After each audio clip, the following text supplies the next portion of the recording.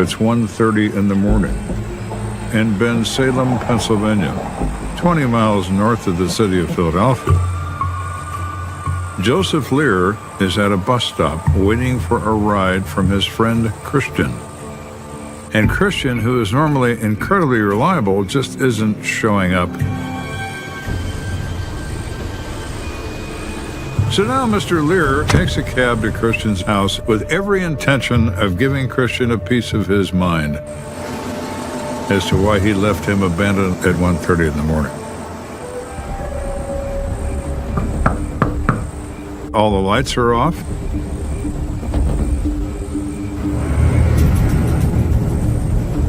It looks as if nobody's there. What's going on? He steps into this house in the dark.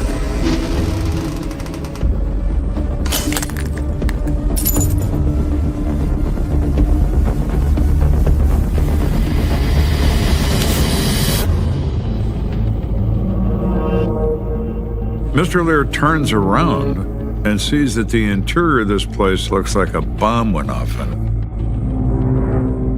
He instinctively knows that something is very wrong indeed, and it frightens him. Christian? He begins to search the home. He pushes the bathroom door open. Oh my God, Christian! And staggers backwards because he is stricken with terror. I'm Detective Chris McMullen. I work for the Bensalem Police Department. In 2005, I was a detective in the Criminal Investigations Division.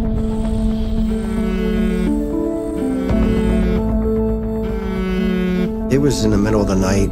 A headquarters call woke me up. Whenever there's a homicide, they call everybody in. So I take a deep breath and know that it's going to be a long night. In this particular case, I went right to the crime scene. There was marked patrol cars there. Nobody can go in, nobody can go out.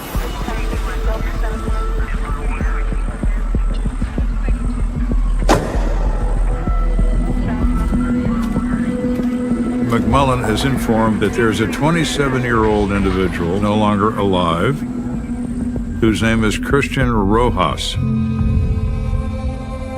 Christian was from Costa Rica. He had grown up there. He went to a gifted high school, and he had become a skilled web designer and computer expert. One of the reasons he was in the United States was to work for a computer firm.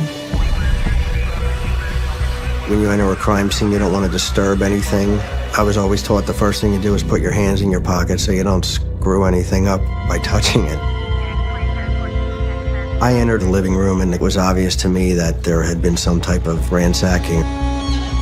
Cushions were ripped open, furniture was moved, everything was out of place. This is not the usual burglary. This place has been destroyed. Whoever was in here was convinced there was something of great value to them concealed somewhere in this house, and they tore the place apart to find it. I saw a photograph that was originally on the wall. It was broken, and it had 3 people in it, 2 men and a woman. It was determined that the decedent was one of the 2 men in that photograph. It's interesting that this photograph has been purposely destroyed. Is that something that speaks to emotion, where someone is so angry they break the picture? Or is it because people hide things in picture frames as well? As I started walking towards the bathroom, I'm seeing some blood on the walls, some on the carpet. So this begins in the hallway. The victim is being savagely assaulted and retreating toward the bathroom to avoid the attack. When McMullen pushes open that bathroom door, he smells an unmistakable smell that you never, ever forget. The smell of death. I remember seeing the victim in the bathtub, and I thought to myself, who could do this to somebody? It was an awful, terrible crime scene. The tub was filled with water, but the water was black, and there was a pillow over the face of the decedent. He had had a sock stuffed in his mouth, socks wrapped around his neck. McMullen notices the imprint of a human face in blood on the ceramic wall of the bathtub. This is very, very violent. I remember thinking that this poor individual did not die a quick death. It seemed to me that he had been beaten and tortured. It just made it very evident to me that this person more than likely knew who it was who attacked them, and that there was some type of emotional anger motivation behind it. In the water, there was just various condoms floating. They had been removed from a box and thrown into the water, almost like a symbolic gesture. McMullen's mind drifts back to that crushed photograph. The condoms reinforced my thinking that maybe the two men in the photograph both had an interest in the female, and maybe this had to do with jealousy and had gotten way out of hand. The level of violence indicates personal motivation. It says emotion. And emotion often comes from love interrupted.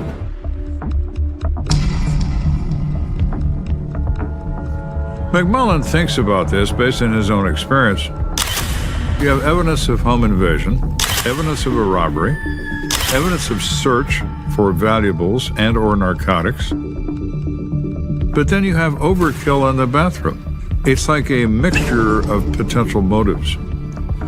Very difficult to say whether this is all about the search and all about the failure of the search, or is it about, I hate you because you've been involved with my girlfriend. So he's left with this state of confusion. Richard, where's the guy that called us in? He's right over there. McMullen interviews Joseph Lear right away. He knows that he's got to start with the first person that found the body. He was very nervous. He was running on adrenaline. He had probably experienced the most terrifying thing that he had ever gone through in his life. What can you tell us about Christian? He was one of my best friends. Joseph Lear and Christian met in Costa Rica at some point. Ben Salem was the Lear's hometown, and when Christian relocated to the United States, he suggested that Christian come there.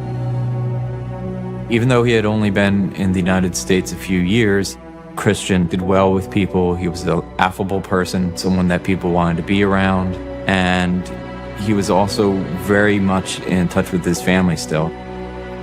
He had family back in Costa Rica, a mother and a couple sisters. He would send them most of his money, so he lived very modestly. Mr. Lear can't imagine Mr. Rojas having an enemy in the world. Mr. Rojas has never used narcotics, has no criminal record, which McMullen confirms. He is your everyday, innocent person carrying on a career in the United States.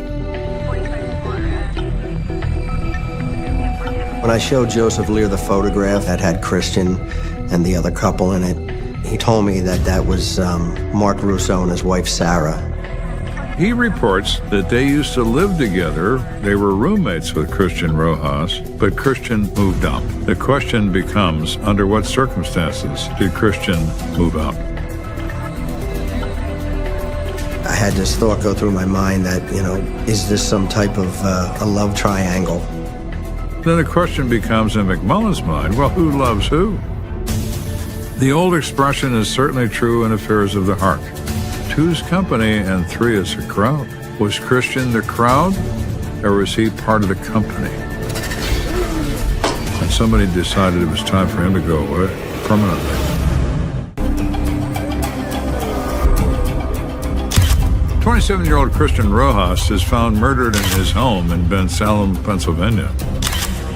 Detective McMullen believes there could be, might be, a love triangle at the basis of this crime.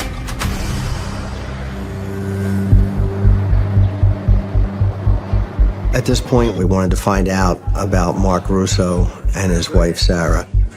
But before I was able to even obtain contact information from Mark Russo, he actually showed up at the police station on his own. Did Russo present himself because he's fishing for information from the police about what they know or what they may suspect? Or is he just concerned about his friend? McMullen considers those 2 points. Sometimes people show up with good intentions. Also, sometimes people show up because they want to interject themselves into the investigation. We needed to speak with him and find out where he was and what he knew. So, how exactly did Christian come to live with you and your wife? Well, we actually met in Costa Rica.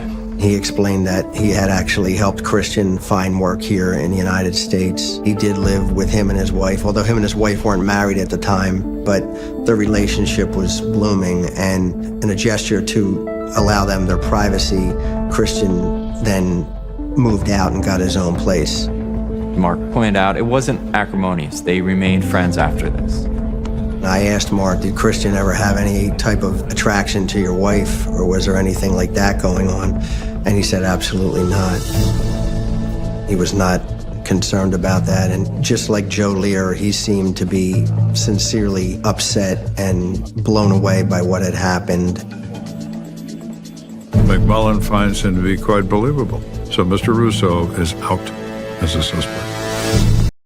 With any homicide, you want to learn the victimology. So we wanted to know about, did he have any roommates?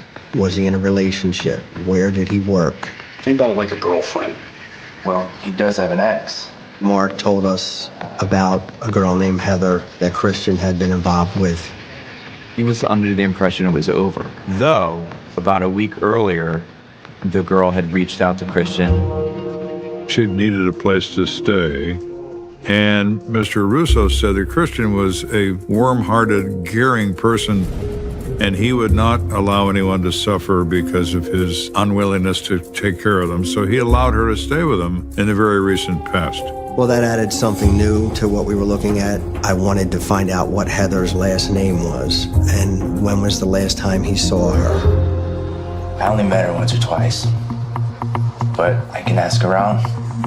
By the way, what'd you guys do with Christian's car? Russo said, I had this old car, green in color, that had a lot of miles on it, and Christian didn't have a car, so I gave it to him. The car was not anywhere to be found in the apartment complex where Christian lived. So at that point, the car was missing. Where is it? The only place it could be is in the hands of a murderer. Knowing that there was a car involved and that the car was now missing was huge. That then led us to believe, okay, if we can find the car, then maybe we can find the killer. So McMullen puts out this description of this vehicle stolen in the course of a homicide. So if any policeman anywhere sees this car in motion, they're going to stop the car and arrest the contents. In the meantime, we're looking for clues. We're looking to link things together. Often at a crime scene, you can't clearly see a body. The lighting isn't very good. The position of the body obstructs certain wounds. So it has to be done in a coroner's office under bright light. The rate of decomposition showed that Christian was probably dead for approximately 2 days before he was discovered. It's a horrible situation. The victim suffered enormously during the course of his demise. He had lacerations and head wounds from being bludgeoned with a blunt instrument of some type. He'd either been knee dropped or kicked in the chest with a serious bruise on the sternum. There were other injuries to his body, but they were just methods of torture. What had caused Christian's death was actually blunt force trauma and asphyxiation. The coroner says that the knot of the tube sock around the neck was sufficient to restrict the air supply. The victim had bitten through his lip with his teeth, struggling to get air in his system. There were no defensive wounds noted on Christian's body at the autopsy, indicating that whoever had attacked him had immediately overpowered him and that there wasn't much of a contest. So McMullen believes he's probably looking for somebody quite a bit bigger than Rojas to be able to control him, to attack him in the manner in which he was attacked. Who would do this? Christian's family was in Costa Rica, and obviously word had gotten to them, and they were devastated. For me, the driving force is always the victim, getting justice for the victim and their families. So in this case, it was all about Christian. Well, I've known Detective McMullen for 28 years. He doesn't stop. He'll keep drilling down and drilling, and if he gets assigned to your case, chances are you're not going to be able to run from it.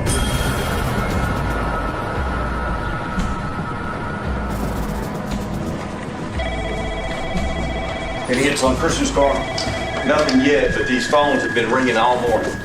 Word travels quickly. It had gotten out in the community that somebody had been murdered in their home, and that police had yet to identify and/or apprehend the suspects. Detective McMullen. This is a scary crime that has happened in a suburban town. People are reacting to it. They were horrified. In Bencio, our crime that we're dealing with is mainly thefts and property crime, burglaries. We don't get a lot of homicides. If we get half a dozen homicides a year, that's a lot for us. This was about the 4th homicide that I've been involved with since I'd become a detective. So there's definitely pressure. There's pressure from the boss. McMullen and his department are overwhelmed by a number of tips that are meaningless and somewhat nonsensical from people who are in panic mode. Oh my God, the violence has entered Ben Salem, because it's never been true before. The community's reacting to their fear level is what's happening, and they're creating these false people who may be murderers all over the place.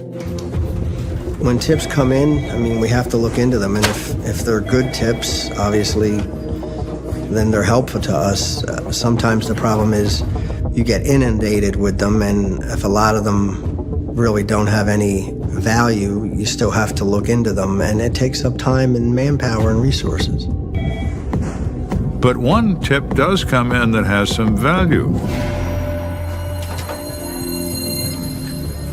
I've been contacted by a journalist for the Bucks County Courier-Times. He had received an email from a gentleman who is a friend of Christian Rojas's. Check out this email I just got. The email went on to explain that Christian Rojas had recently been offered a dream job in Costa Rica for an American company who had relocated there. The writer of the email goes on to say that Rojas's current employer was very distressed about Rojas leaving his employment. Christian had told this person that his employers had the ability to do bad things and that he was somewhat frightened of them. At first, the information that Christian's employers would want him dead seems a little far-fetched. But for McMullen, there was a catch. Christian Rojas worked for a cash advance company run by Anthony and Mario Moretti. And having done a little bit of research on them, it was verified their father had some mafia ties. Now that raises McMullen's eyebrow. If there was a connection like that, it wouldn't be too far-fetched to think that if Christian was leaving the company under bad terms, that something may have escalated to violence. The next step is obvious. Who are these brothers? They're either part of this or they're not, and McMullen has to find the answer to it.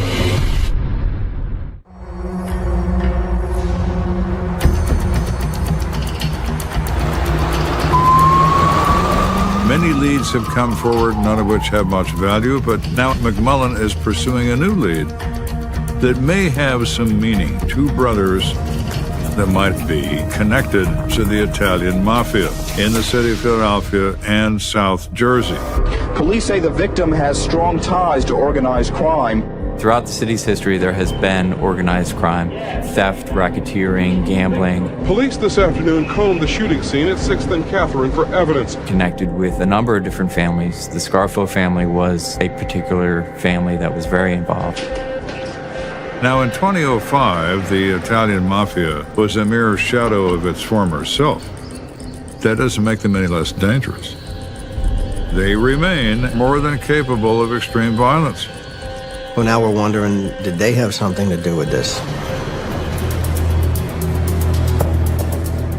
So we contacted them by phone and made arrangements to go and visit them at their office. I'm trying to determine whether or not they have any type of anger towards Christian, but they seem to be fond of Christian. They both say Christian Rojas was an incredibly competent computer programmer, that Rojas was their go-to guy to solve problems when they encountered them in the business. How did you guys feel about Christian leaving the company? They were obviously not happy about that, but they liked him so well that they wouldn't stand in his way. They seemed sincere in the fact that they wanted him to succeed. They seemed legitimately distraught over what had happened. We were able to verify their alibis. They were all home at their respective residences. Despite their connections to nefarious people, they're not involved in this. They definitely wanted the crime solved. They made that very clear. They offered their resources. They really wanted to take an active role in what was going on. Did they take the safe? Wait a minute, what's safe? And they told us that he had a safe that he kept cash in. He would cash his paycheck and then convert it to money orders to send home to his family in Costa Rica. McMullen was certainly aware that there was no safe found in Christian Rojas's house. Somebody took it. Someone who knew it was there.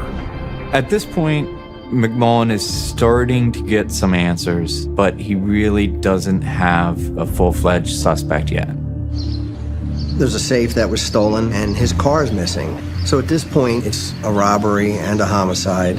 We've spoken with everybody and we're satisfied with those people and what they've had to tell us. But there's still his ex-girlfriend, Heather, and at this point, she's the only wild card because we don't know where she is. We don't have a last name for her.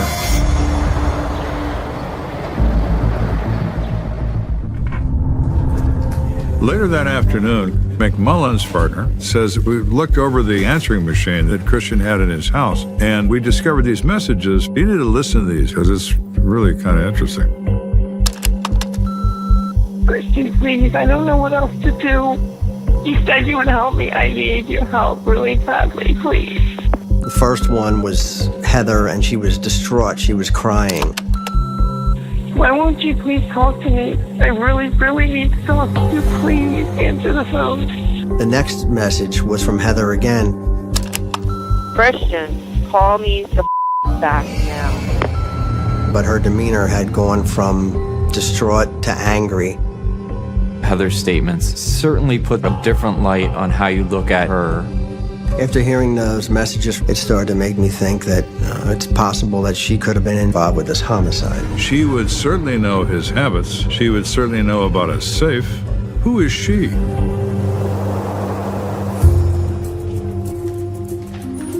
So the next day, Mark Russo did get back to me, and he told me that he was able to get her full name, and she was identified as Heather Lavell. We went into our master names index, and we pulled a photo of her. She's 36 years of age. She's very tall, natural blonde, considered to be very attractive.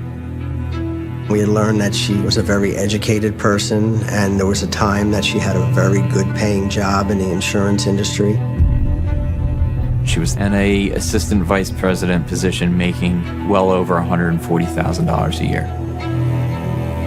So here is a college graduate, tall and lovely, making very good money, who all of a sudden has to stay with Christian Rojas because she's fallen on hard times. How could that be true? Upon doing an inquiry on her name, it was discovered that recently Heather Lavell had been arrested for possession of drug paraphernalia. Unfortunately, due to addictions, she had lost her job and lost her home. People who become involved in depression, in losing their way, believe that drugs are the magic that will make that all go away. The difficulty is, it is magic, but it's black magic, and it will destroy you every single time. Aside from the arrest for the drug paraphernalia, there was also a domestic disturbance. It showed that Heather Lavell had been in a fight with her boyfriend, James Savage. She just basically wanted to get her belongings and leave. But after police showed up, she decided not to pursue any further charges, despite signs there had been physical violence. We started to compile background information on James Savage, and we learned that he did have a criminal history. In fact, he had a violent criminal history. Savage is a widower, but there's a report from his wife that he had threatened her with a rifle, and she had obtained a protection from abuse order against him. He was a big guy. He's a physically intimidating guy. He's about 6'4", well over 250 pounds. Given the violence from the crime scene, it was likely somebody with a lot of force, an ability to exert that force on another person. Savage matched that description. So McMillan says, okay, Heather's fallen on hard times, and she asked Christian if she can stay there because of this issue between her and her current boyfriend. What if her current boyfriend misunderstands that and doesn't believe that Christian Rojas is offering help, but he's somehow re-involved with his girlfriend?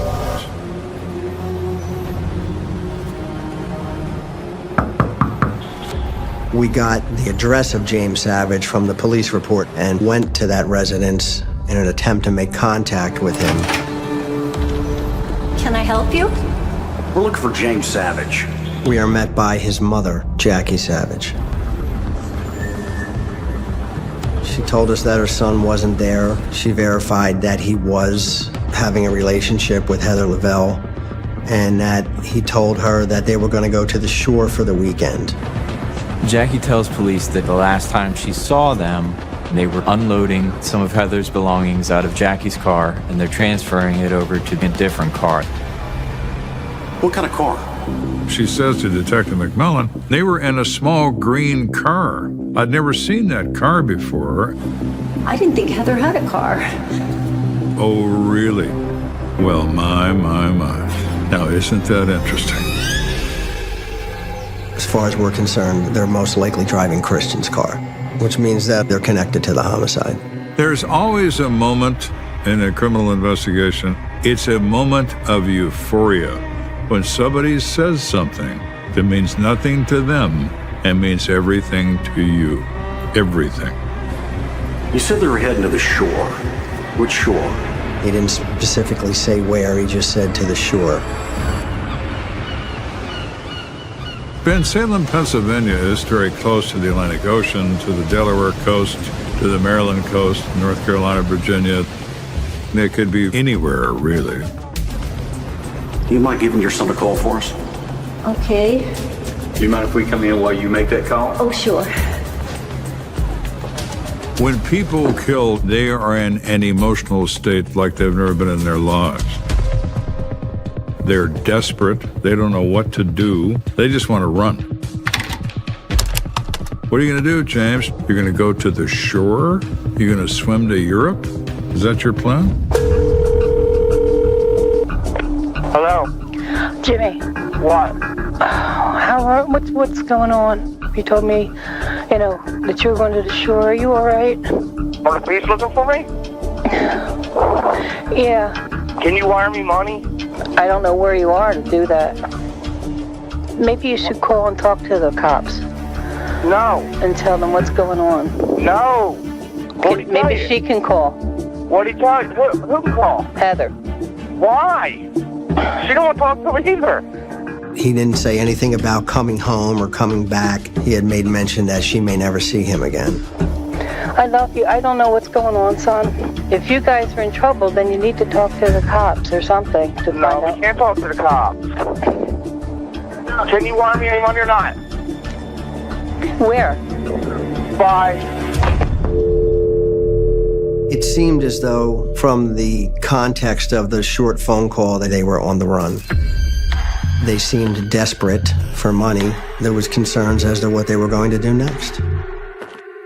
Savage is in desperation mode. He's violent, he's a drug addict, and now he's scared. What's he capable of? Anything.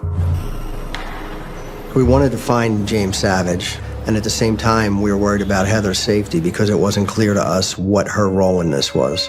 Did he use her to get into Christian's apartment? Did he force her to flee with him?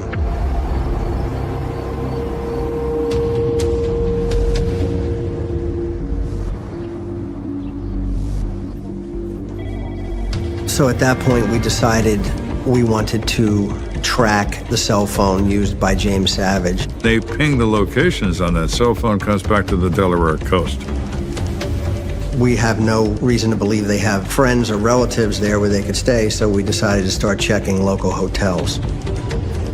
There was one hotel that was checked, and it was determined that they had just checked out earlier that day.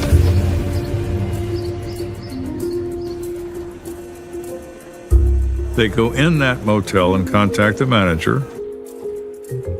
She provides them with a registration form and says that Savage was accompanied by a tall, blonde girl who said nothing during the registration process. They check the surveillance footage, and there is James Savage and Heather Lavell. Exterior video cameras from the same establishment showed them getting into a green car and leaving, which is the car that we believe belonged to Christian. We asked if we could go inside the room, and according to the hotel staff, the room had not even been cleaned yet. In the hotel room, there are stained towels, red and black. It appeared as though somebody had dyed their hair in a very quick manner without cleaning up afterwards. I don't think that people just hit the road and just abruptly dye their hair color for no real reason at all. They alert law enforcement they're still in the suspect vehicle somewhere on this coastal highway, and that they are now changed their hair color. Police publicize these photographs of these two individuals to be placed in the evening news and newspapers. The next day, there was a call on the line from the police in Nags Head, North Carolina. They had located the green car that we were looking for. They make a traffic stop. As the officer steps out of his car to approach them, they take off. He gets back in the car and pulls out a high-speed pursuit, close to 100 miles an hour down this highway. They are coming south, and they are smoking. During this chase, the police employed stop sticks. It's something that you roll out in front of a fleeing vehicle, and when the car goes over it, it punctures the tires. And they run through it in that small green car and shred the tires off the rims, and the car grinds to a stop in the ditch. Both the driver and the passenger got out and ran in two separate directions. Now the chase is on. Only this time it's on foot. Desperation causes this behavior. You are terror-stricken. You're not thinking clearly. You're thinking, feet don't fail me now. Detective McMullen's two primary suspects have been pursued by the police in Nags Head, North Carolina. Please! Throw me in! Go, go, go. They refused to stop, and it turned into a long, drawn-out pursuit. Police! The reality is, when you run from the police, you're not going to escape. You're just going to be very tired and soaking wet when you get arrested. Why go through the exhaustion? Turn around and put up your hands.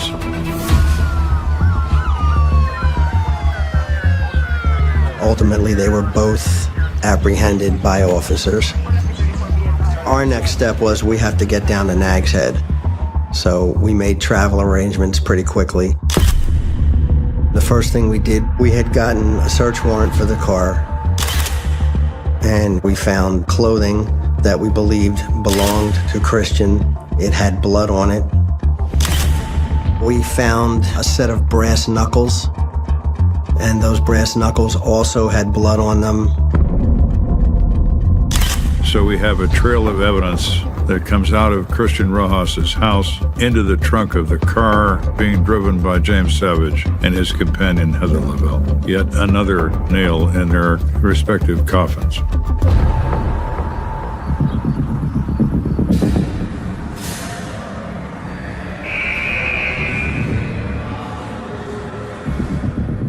We talked to James first. He's a big, scary guy. And you could tell he was just mad at the world. And having seen what he had done, it was unnerving to be seated next to him.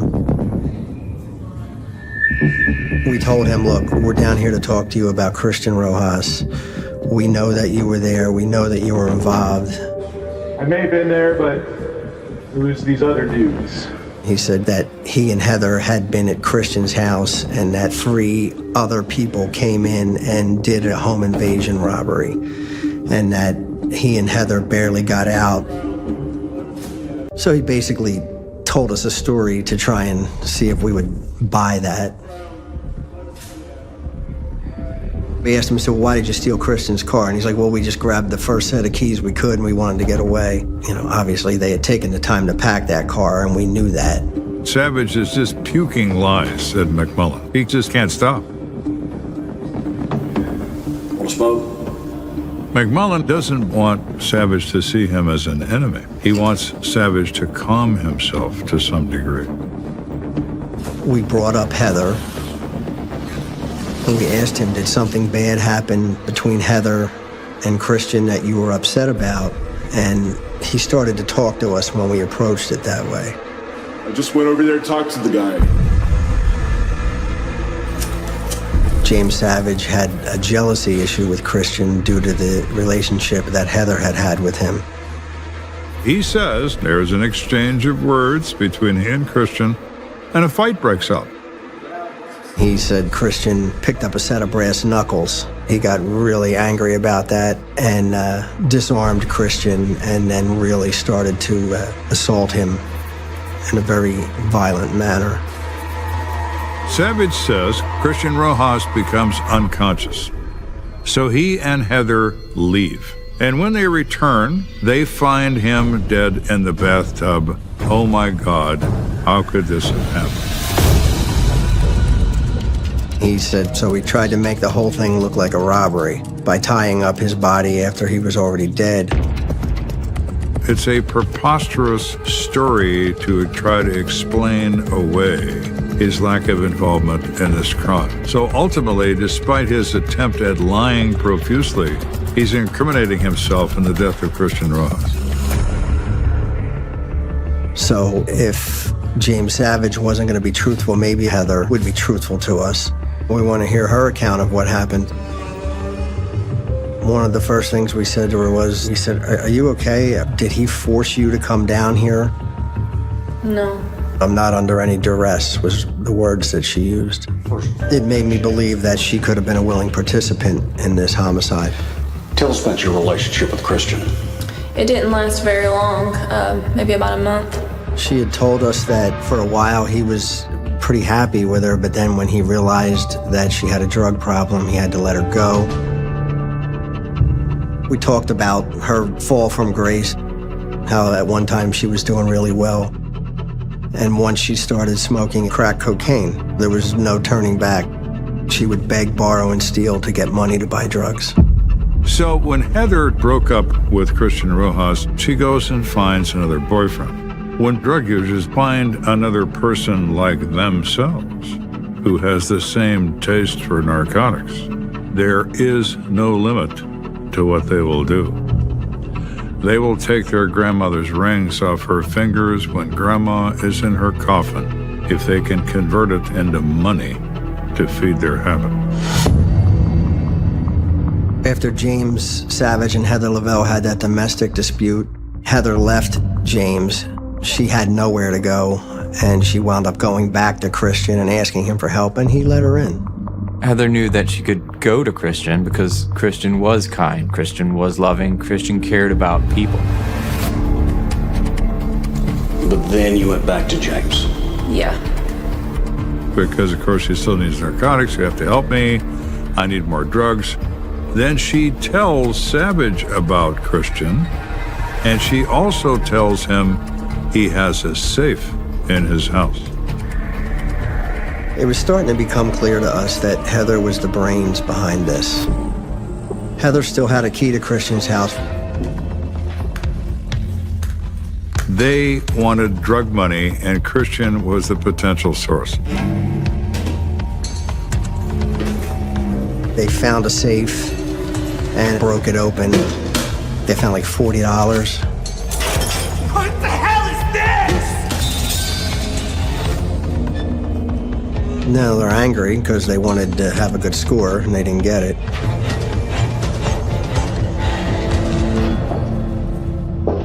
So they waited for him to arrive home. What are you doing here? What the hell is going on here? Where's the money, Christian? When he arrived home, her and James confronted him. Answer her! I just sent some money home, okay? Everything that's left is in the safe, okay? Why? James is in a jealous rage and immediately sparks fly. Where is it? I swear, I'm not lying, no!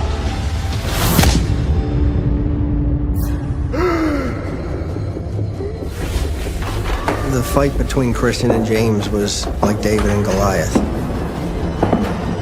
There was no contest.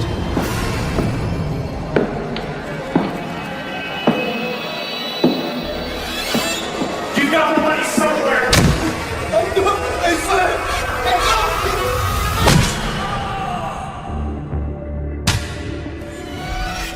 Heather was very paranoid that somebody was going to hear them.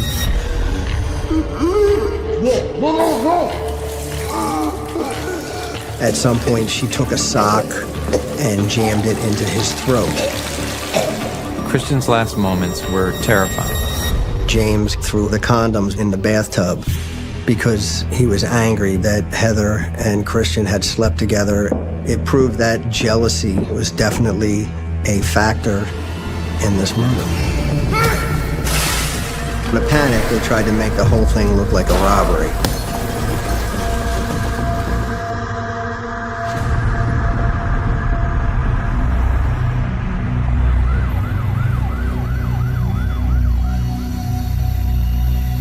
Heather knew exactly what she was doing. She was the architect of the scheme.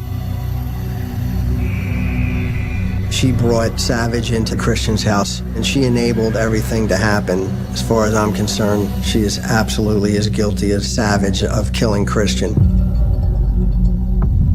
Both James Savage and Heather Lavell were extradited back to Pennsylvania. They were charged with homicide and related offenses. They were originally facing the death penalty. However, the trial never occurred because both of them pled guilty.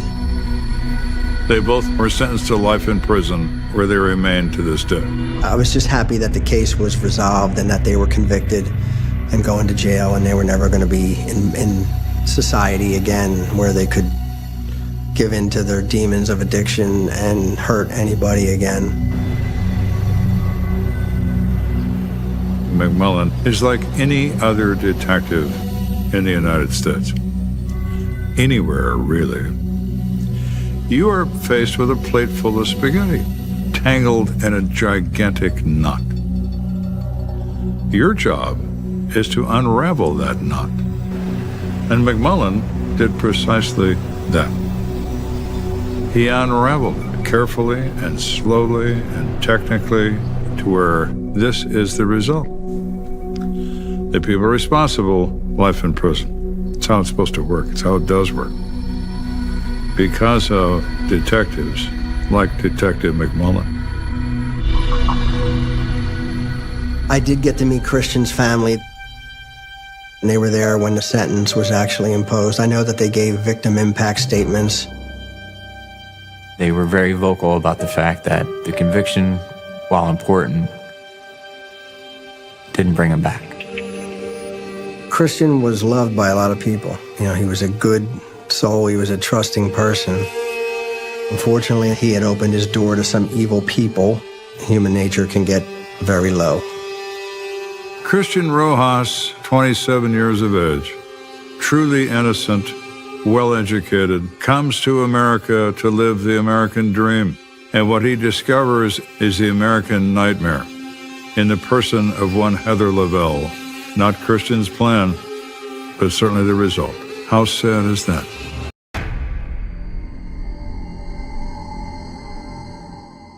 Imagine this. You're a college student and you're walking to campus. That's when you come across a sign stapled to a tree. And that sign contains a warning. The sign said, "Killer on the loose. Please be careful. Love, Mom." You keep walking and see a second sign with the same message. Then a third and a fourth. By the time you reach campus, you've lost count. Parents were warning their kids to be careful because there was a serial killer who was focused on women. What a way to communicate. In a time before you could send a text, parents were so desperate to reach their kids. Anything to warn them of the South Louisiana serial killer. These women were all attacked in their homes. And the most baffling part? There was no forced entry into any of the houses. You got a serial killer talking his way into women's houses. How's he doing this? That's when the terror began. Today we're in Baton Rouge for part 1 of The Serial Killer of South Louisiana. I'm Sloan Glass, and this is American Homicide. A note that this episode contains some graphic content. Please take care while listening. On the shores of the mighty Mississippi in downtown Baton Rouge sits the campuses of Southern University, A&M College, and Louisiana State University. During the school year, 40,000 students pour into this area, with the majority of those on the LSU campus. It's a fairly large campus, so it can take you, a good half an hour to 40 minutes to get from one end of campus to the other. Journalist Melinda DeLotte is an LSU grad who worked for the Associated Press. It's a very green campus, buildings from different eras, but it's a very lush campus, like the big towering oak trees, Spanish moss hanging off of them. Over 1,200 oak trees line the LSU campus, giving some much-needed relief from the heat and humidity Baton Rouge is known for. And then around the outside of the campus, there are a whole set of different lakes. There's a very large lake called University Lake, and then there are smaller lakes that are sort of attached to that. And during weekends in the fall, the LSU campus transforms into something completely different. I think what people think of is, the tailgating scene on campus for SEC football games. That's obviously huge here. So it's a fun campus to be at. Baton Rouge is the home to the LSU Tigers. Tailgating on Saturdays is a rite of passage for students. Campus is filled with thousands upon thousands of people cooking, drinking, dancing, playing games, whatever they want to do before LSU plays. The action then moves inside Tiger Stadium, which resembles the Roman Coliseum. It's bigger than the Superdome for New Orleans Saints games. So our professional team in the state has a smaller place to play than the college football team. Back in 2001, the LSU Tigers won their first 2 games. It was looking like it was going to be a good year. But then came the September 11th attacks. The campus, like the rest of the nation, was shaken. And then, a few days later, Gina Green was found murdered in her home, and she lived on a street that went right next to LSU's campus. Gina Green was 40 years old and lived alone. She was raped, she was strangled, and I don't think people expected to hear that there would be a murder right off campus in an area that people walk and bike and jog around every day. Here's prosecutor Dana Cummings. Gina Green, she was a nurse, a supervising nurse, and she just didn't show up for work one day. And one of her colleagues went out to check, and he found her deceased in her bed. There wasn't like a jilted ex-boyfriend that they suspected or anybody that had a reason to kill Gina Green. She was well loved and respected, and there was just no reason to think that somebody had it out for her. We always look at the significant other first. Gina was divorced, but had a good relationship with her ex-husband. And then there was the strange part. There were no signs of forced entry at Gina's home. Making it even stranger, Her ex-husband did tell a local TV station that a week before Gina was murdered, she had this weird feeling that she was being watched. So that was a little scary. Although the killer managed to get in and out of Gina's home unnoticed, he left behind one important clue. There was a shirt that she had been wearing when she was attacked and found a blood spot. The blood stain was not Gina's. So whose blood was it? The police ran it through their DNA database. Back then, there weren't so many people in a database that you could just run it and get a good match. And so they ran it. They tried to find who it belonged to, but they didn't have that. With no suspects, the police made no arrests, which rattled LSU students and their parents. It was very close to campus, and every mother and father that sends their child to LSU thinks that they will be safe, and people in Baton Rouge were terrified. One of those mothers was Ann Pace. Her daughter Murray was a graduate student at LSU, and Murray was a trailblazer. She skipped half of high school and jumped right into college. My daughter lived 3 houses down from Gina Green, and when she died, Murray, she was very concerned. She was frightened because they lived so close to each other. She left high school when she was 16 and went to college, and by the time she was 22, she had a BS and an MBA. She was very smart, very focused, and very determined. But all her life, I always thought her superpower was the ability she had to make friends, and they loved her back. In the spring of 2002, Murray graduated and planned to stay on campus through the summer. So she moved into a new apartment a few miles away from her old place. Then, 2 days after she moved in, Murray Pace was found by her roommate, just horribly attacked, stabbed 81 times. Her throat was slit. She was nude. That's prosecutor Dana Cummings. She had been just beaten to death. This is really hard to hear, so if you're squeamish, I would fast forward for the next 15 seconds. Someone used a knife and screwdriver to stab Murray 81 times in her chest, stomach, ears, even her eyes. The trauma she took was so bad, you could see her spinal cord. Now, she fought hard. She fought really, really hard. Murray had defensive wounds on her arms, hands, and wrists. They also found DNA evidence that Murray had been sexually assaulted. And this didn't happen under the cover of night. The sun was still out. It was early afternoon. And it's just kind of an eerie thing because there was a plate of grapes and a sandwich that was half eaten that was just sitting on the arm of her chair. Murray had been waiting for her roommate to come home that afternoon so they could drive to a friend's wedding. And that's when she was attacked. Apparently, he got in and out without being seen. So she was attacked in her apartment when he knew she was alone. And once again, just like with Gina Green's murder, the police found no signs of forced entry at Murray's apartment.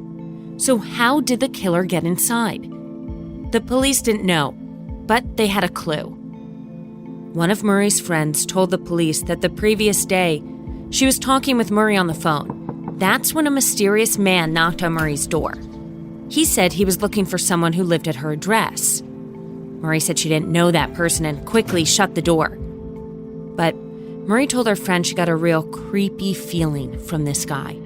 She was uncomfortable, but it didn't disturb her to the level that she was just really calling the police or anything. So was that man scoping out Murray and her apartment? And did he return the next day? The police didn't know for sure, but now there were 2 reports of women being sexually assaulted and murdered in their homes, with no signs of forced entry. Baton Rouge was scared. The people in Baton Rouge were scared. Baton Rouge was scared, but I can't stop thinking about Murray's mother, Ann.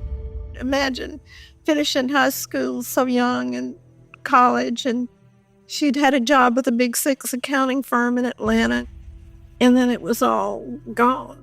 Without knowing why, Murray's mother went in search of how. I went and saw all the crime scene and autopsy pictures because I thought if she endured it, I need to know what happened to her. I need to know exactly what happened to her. And then you wonder, when did she know? During that fight, when did she know she was dying? You know, when did she know that nobody was going to come and save her? And you feel like that's your job as her mother. And you couldn't do it. You couldn't protect her from that either.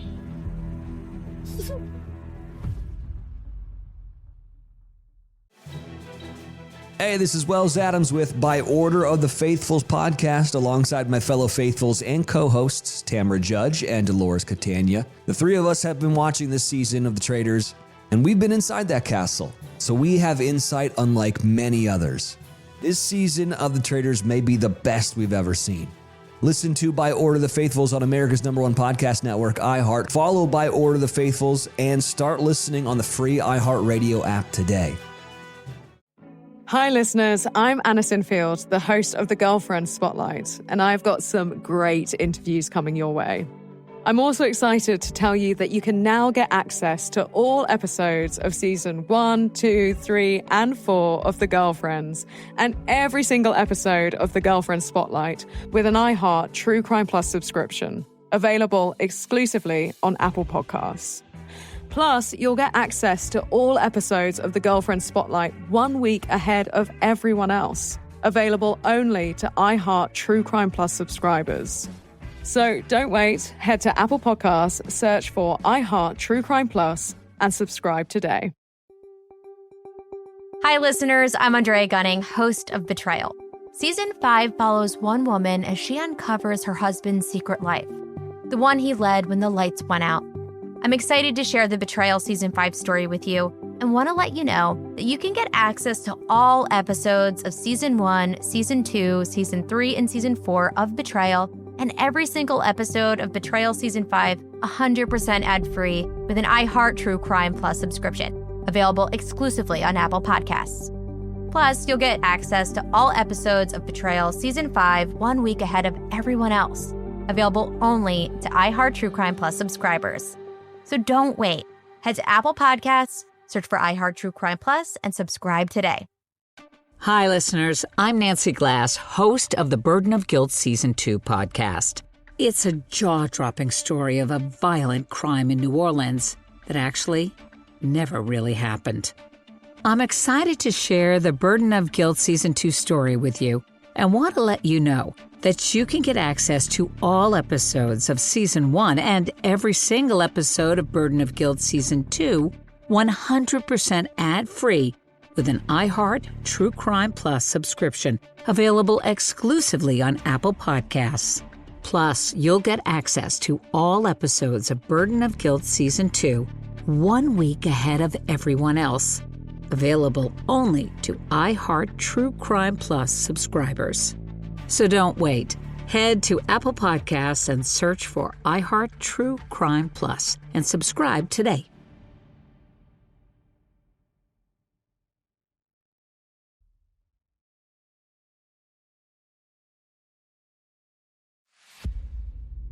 Gina Green was beaten, sexually assaulted, and strangled to death inside her home. Then Gina's former neighbor, Murray Pace, was killed in a similar manner. And both incidents happened near the LSU campus. Little was known about who was behind these murders. However, law enforcement did have one major lead. They revealed that DNA found at both murder scenes belonged to the same person. I think everybody needs to be aware that we've got a situation now that involves two women linked to an individual. That was the Baton Rouge police chief. And just 3 days after he said that, a woman vanished from her home. Here's prosecutor Dana Cummings. Pam Kennemore disappeared. Her family came home and she was just gone. Pam and her family lived right outside Baton Rouge. And one Friday night, the 44-year-old returned home from work. But her husband only found Pam's car in the driveway and Pam's purse and wallet inside the house. And most eerie, her keys were found dangling from the lock of her back door. Based on the evidence at her house, You could see she was all set up to take that relaxing bath that everybody wants to take, and then she just disappeared. The water was probably still warm when the murderer came into her home, and investigators noticed something else. There was this rug, and this rug had a blood spot on it. Well, several blood spots on it. We had a DNA analyst that was like 8.5 months pregnant. She was working this case. So she crawled around on that rug and checked every spot that she could. Most of them were Pam Kennemore's blood, but she found one that wasn't. And she lifted that spot, and she actually called me and said, I got him, he's there. He's there, meaning the DNA on that bath rug matched the DNA found on the other victims. In other words, the same person was linked to all 3 murders. It was like, oh my gosh, here's another one. A few days later, they found Pam Kennemore, some 30 miles outside Baton Rouge. Journalist Melinda DeLotte covered the story. Her body was dumped off the interstate in a place called Whiskey Bay. Whiskey Bay is an exit that when you take it, it kind of feels like you're just driving into the swamp. You're like, where am I going? Because there's nothing else you would find. There's no rest stop or something there. Just dirt and gravel road. Whiskey Bay is a popular spot for fishing, but once the sun sets, the area turns pitch black. Over the years, it's a place where numerous bodies have turned up. Pam Kennemore's body was found with long cut marks on her neck. She'd been strangled and sexually assaulted. There was also a piece of a landline telephone cord sitting a few hundred feet from Pam's body. Was she strangled with that cord? The police didn't know. This was the 3rd woman in the area that was killed. Fears of a serial killer began to spread, and he was not predictable. His behavior was escalating. Pam Kennemore was kidnapped from her home. She was beaten and she was raped, and again, no signs of forced entry. And that was the one common thread that made all of Baton Rouge uneasy. If nobody has a sign of forced entry, was this just somebody who could talk his way in and seemed non-threatening? So who seems non-threatening? Maybe it was somebody who was in a uniform. Like, is it the FedEx driver? Is it a delivery guy who's got a florist delivery outfit on? And so that also then translated to, could it be a police officer? Think about it. Someone was getting in and out of the homes of these women without being caught. Was that person a cop? Everybody had theories about who it could be, but clearly the thought that somebody might just be wearing a uniform, whether it's a police uniform or some other kind of uniform, became one of the theories that stuck for a while, because it seemed to make some sense to people who were trying to make sense out of a situation that was nonsensical in a lot of ways. It didn't help that the police didn't say much about their investigation. Or even worse, the man they dubbed the South Louisiana serial killer. If you're living in a place that's very terrified because 3 women have been murdered and all linked through DNA, hearing the police say we have an ongoing investigation so we can't answer that question isn't necessarily going to comfort people who live there. The families got vocal and held rallies and press conferences of their own. With the help of the media, they tried to find any connection between the victims. These overlaps that we found, they're thin. They're very thin. The only thing that seemed to be a common thread that was nerve-wracking to everybody is there was no forced entry into any of the houses. And so what did that mean exactly? By that time, another school year was beginning. And that's when those homemade signs started popping up around the LSU campus. The sign said, "Killer on the loose, please be careful, love, Mom." Computer printed in all caps.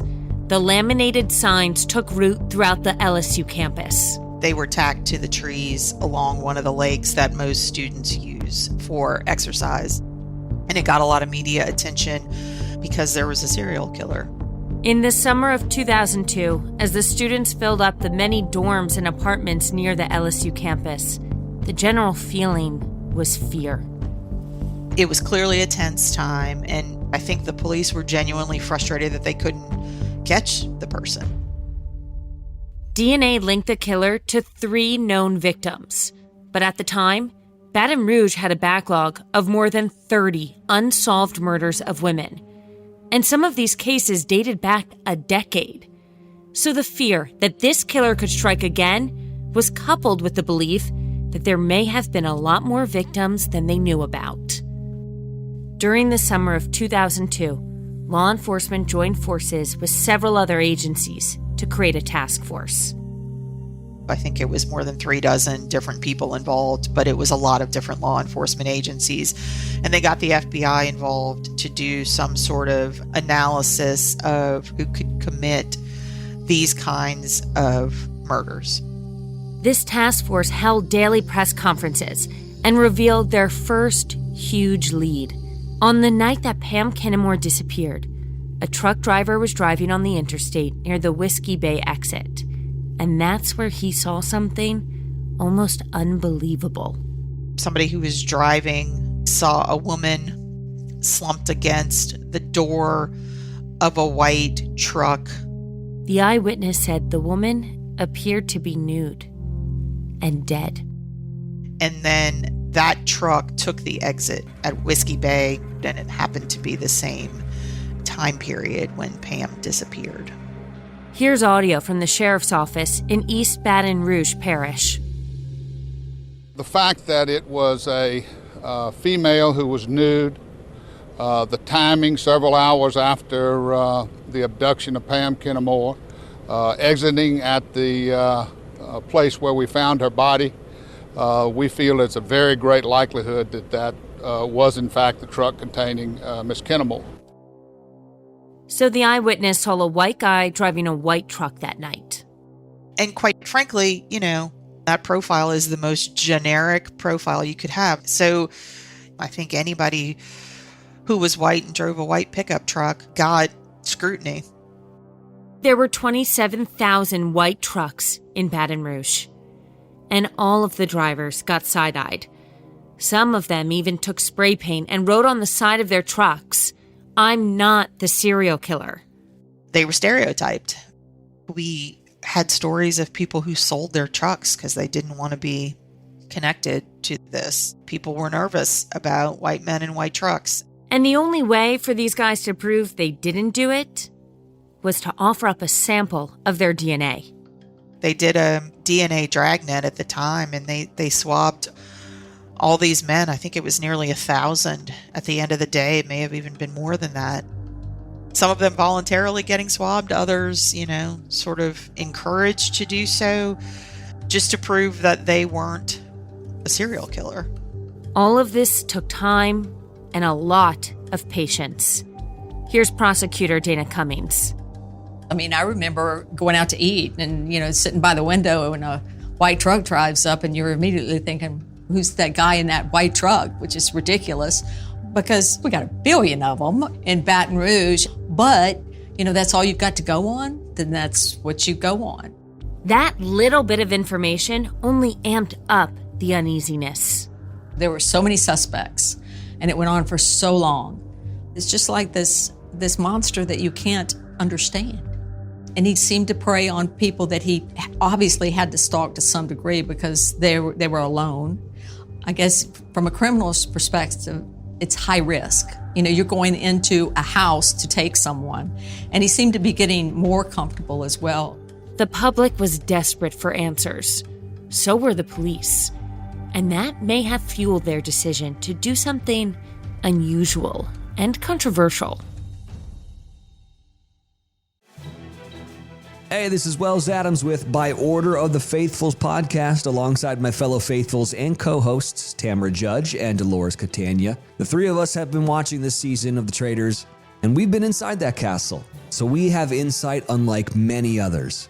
This season of The Traitors may be the best we've ever seen. Listen to By Order of the Faithfuls on the iHeartRadio app, Apple Podcasts, or wherever you get your podcasts.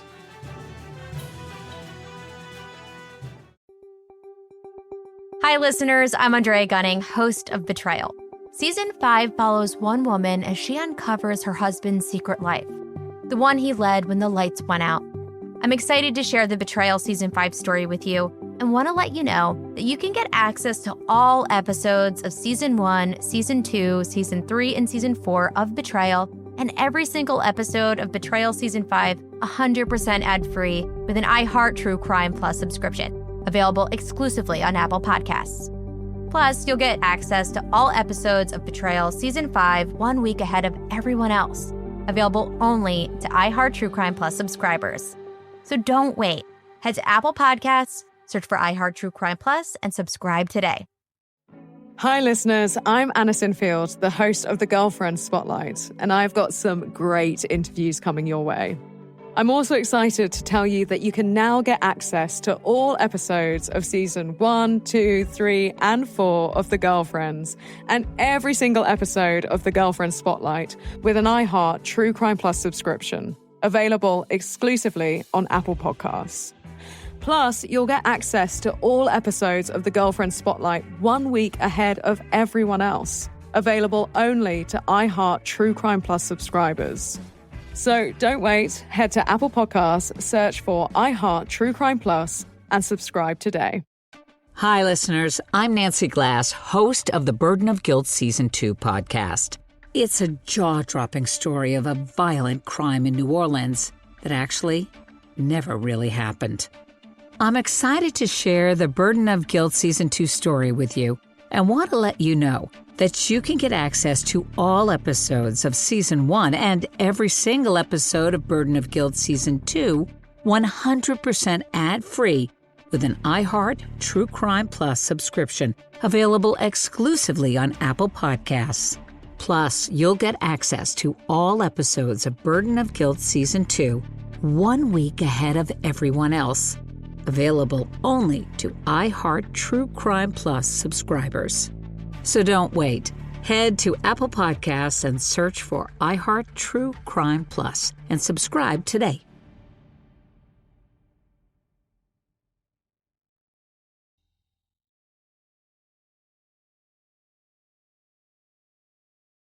In the summer of 2002, the Baton Rouge Police Department created a task force to hunt the South Louisiana serial killer. Some 40 investigators from local, state, and federal agencies made up this task force. And even with all that manpower, it wasn't easy. While they had the killer's DNA, they didn't know who the DNA belonged to. And their only eyewitness was a truck driver who saw a white guy driving a white truck with what was believed to be the dead body of Pam Kinamore in the passenger seat. The witness said he was reluctant to even come forward. It was the middle of the night, and he wasn't even sure if what he saw was real. By the time he did a double take, the truck had pulled off at the Whiskey Bay exit. Here's journalist Melinda DeLotte.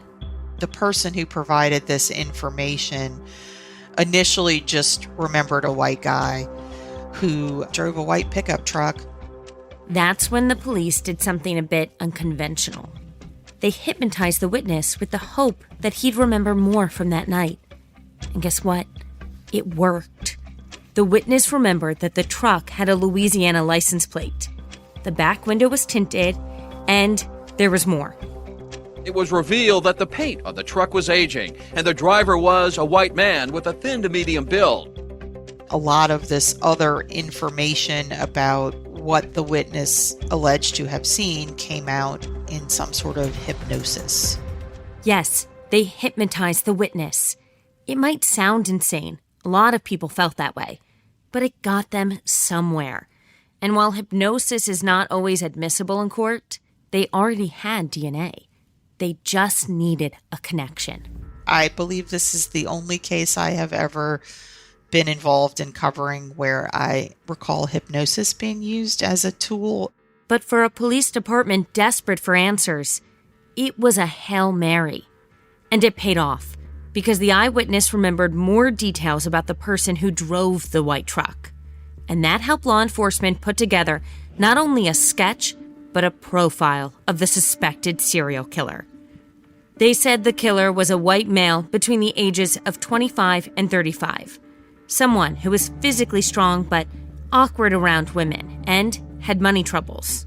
So now we have this profile, which, frankly, doesn't differentiate this person too much from other profiled killers. Still have DNA evidence and no arrests. And by the end of 2002, the killer would strike a fourth time. Her name is Danae Colomb. She was 23. She was beaten. She was raped. Same as the other victims in this case. Danae was on leave from the army. And listen to her last known whereabouts. It's absolutely heartbreaking. They found her car, her purse, and her keys near the cemetery where her mom was buried, and her mom had died in the last year.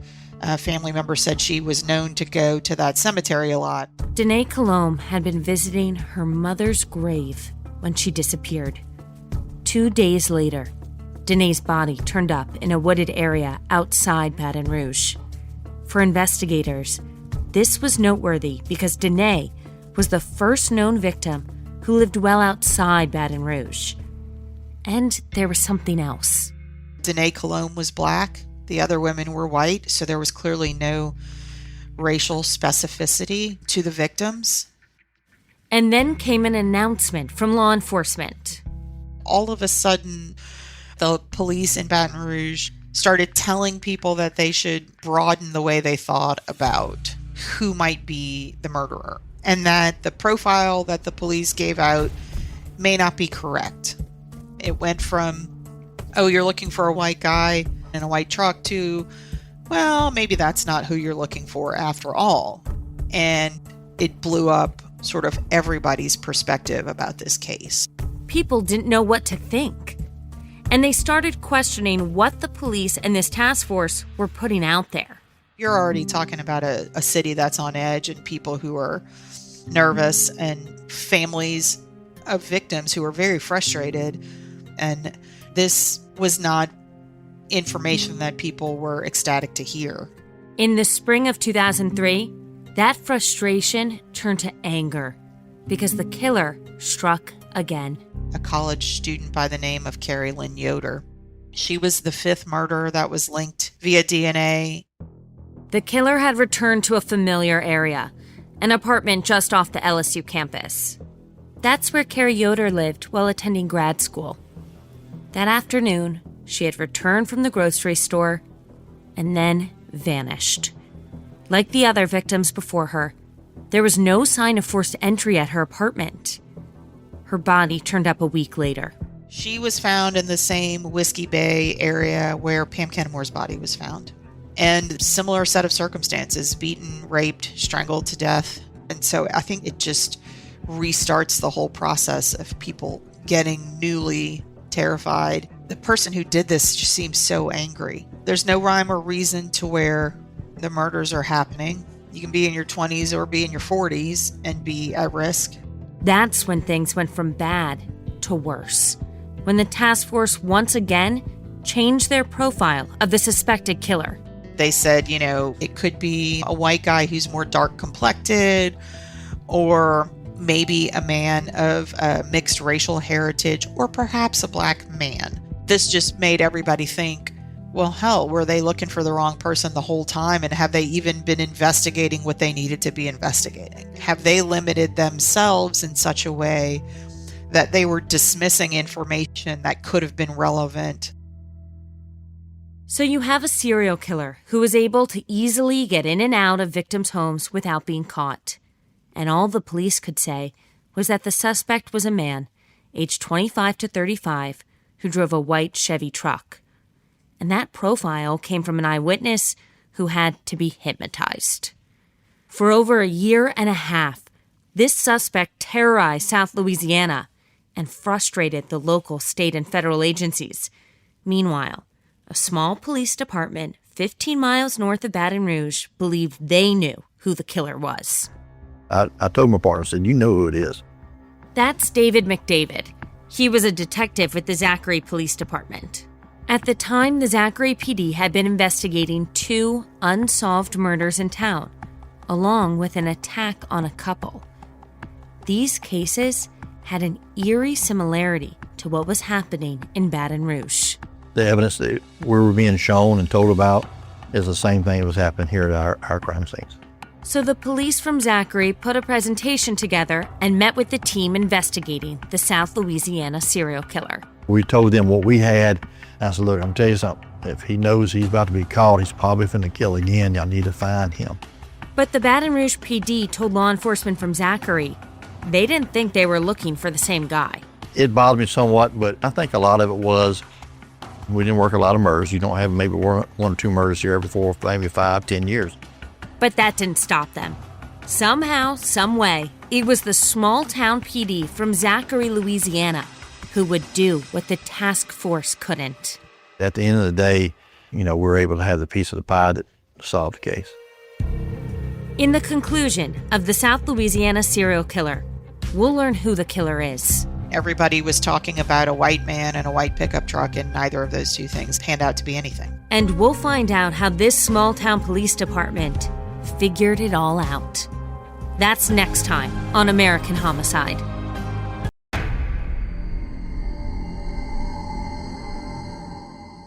During the early 2000s, women in Baton Rouge lived in constant fear of the South Louisiana serial killer. Police found Gina Wilson Green strangled to death on September 24th of 2001 in her home. In May, police found Charlotte Murray Pace stabbed to death in her Pace had Charlotte just completed her MBA at LSU, and with the proximity of the Pace and Green murder scenes, female students were terrified. That terror grew when Pam Kinamore became the third victim. Kinamore disappeared from her Baton Rouge home in 2002. Days later, her body turned up in Whiskey Bay under the I-10. After investigators determined that the suspect was most likely a serial Police killer, formed a task force.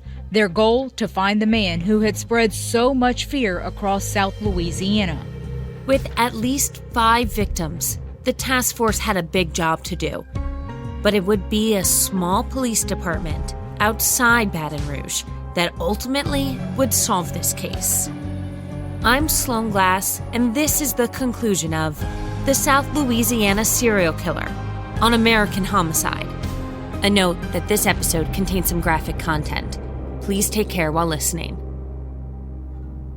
In 2003, the Baton Rouge PD was actively hunting a serial killer, someone who was able to get in and out of victims' homes without forcing entry. DNA connected him to 5 women, but authorities did not know who the killer was. So they asked for help. The Baton Rouge PD invited detectives from numerous suburban police departments to a meeting to share information about other unsolved cases. They hoped hearing about those cases could unlock a connection. People wanted this solved because, it was very bad at the time, very scary. Detective David McDavid attended that meeting. Women here, they were afraid. They were afraid to go out and walk. They were afraid to go shopping. They were afraid to go anywhere by themselves. You saw parents questioning if they were going to send their daughters to LSU because several of the crimes happened close to LSU campus. Detective McDavid worked for the Zachary Police Department, a small city about 15 minutes north of Baton Rouge. Zachary's on the outskirts. We've probably, in my career, had 10 or less murders. And he felt like one of those murders might be the work of the serial killer. The case involved a divorced mom named Randy Mee Brewer. In 1998, the police found a trail of blood at her home, but no sign of Randy. Based on the evidence, the police believe Randy was killed and then removed from her home. The body was dragged from the bedroom throughout the house and to the dining living room area. And you could see where the body was set outside the front door, and her child was left there at the house. Police believe Randy's 3-year-old son was asleep at the time his mother was murdered. The child had walked over to the neighbor's house and wanted to come over and play. And the neighbor, let's go ask your mama. And he said, well, my mama's not there. The neighbors walked in and there was blood in the house everywhere. One thing that really bothered us is the killer looked in on the child. You could see where he went into the bedroom with the blood droplets on the child's door. The police never found Randy's body, but they found the killer's DNA at the scene. I told my partner, I said, you know who it is. There was no doubt in our mind it was Derek Todd Lee. Derek Todd Lee. He was the suspect in Randy's murder. And he was also someone the Zachary PD had dealt with for years. He was committing burglaries as a juvenile, breaking into homes, peeping Tom, but he also had a violent side to him. He beat up on some people, so he spent a little time in jail. But you could see the pattern progressively getting worse as time went on, and he just get more violent. Derek Todd Lee went from being charged with peeping into women's homes to stalking and beating up multiple women. The Zachary police got a tip that Derek Todd Lee had something to do with Randy Mee Brewer's murder. And since they had previously arrested him for peeping into homes in the same neighborhood where Randy lived, detectives questioned him and searched his home. The whole time, he acted like he was innocent. He didn't do nothing wrong. The look he had, you could tell he was just evil. Just talking to him, my hair stood up on the back of my neck. Halfway through their search of his home, Derek Todd Lee told the cops to leave. He lawyered up and stopped cooperating with their investigation. And that's where things ended. Detective McDavid told the Baton Rouge PD how they never had enough evidence to charge Lee, but they kept an eye on him. And based on how the serial killer was operating, he believed it was Derek Todd Lee. And Lee drove a white truck. A trucker had saw a white truck on the Whiskey Bay Bridge with what appeared to be a white male with a naked female in the passenger side. And, that's what was given to the FBI profilers who come up with a profile. Detective McDavid shared why he thought Derek Todd Lee was the serial killer. If you remember, the serial killer was thought to be a white male with a white truck. But the Baton Rouge team did not pursue the lead because Derek Todd Lee was black and didn't fit the profile. People look at the serial killer as a white male, and that's where people got thrown off on this case here. They were looking for a white male. It bothered me somewhat, but there was no doubt in our mind it was Derek Todd Lee. We knew that he was doing stuff. If we could get his DNA evidence and connect him to the crime, I knew we could get him arrested, get him off the street. So he began to be our main focus. The Zachary PD continued to do surveillance on Derek Todd Lee. And the following spring, he was back to his old tricks. I got a call from a lady that was here in town, and she stated she'd been jogging every morning and a white truck was following her. So, we did some surveillance there. We never did see him, but, we showed her a picture and she swore him down. That was him that was following her in a white truck. Investigators searched around her home and found some boot prints right outside her window, leading them to believe someone had been peeping. Evidently, he saw her and kind of got attached onto her and was watching her and probably finna make his move. He was very careful in how he got in the area and got back out without being seen. Law enforcement suspected Derek Todd Lee, but once again, they didn't have enough to arrest him. So they tried a different approach. They still had that DNA evidence from Randy Mee Brewer's house and wanted to test it against Derek Todd Lee's. But they needed a judge to sign off on a subpoena to get that swab. So they put together a timeline of the unsolved murders and compared it to what was going on in Derek Todd Lee's life. What vehicle he was driving, what job he was working at, was a body found during that time, was he fired from his job, was he laid off? So with that, I began seeing a pattern with Derek Todd Lee. The pattern showed the traumatic events in Derek Todd Lee's life, like getting fired or filing bankruptcy. Well, they all happened right before the serial killer struck. Was it simply a coincidence? Detective McDavid didn't think so. I knew right then and there it was Derek Todd Lee. His team presented the information to a judge, and the judge ordered Derek Todd Lee to be swabbed. Almost 3 weeks later, Detective McDavid got a phone call from the task force.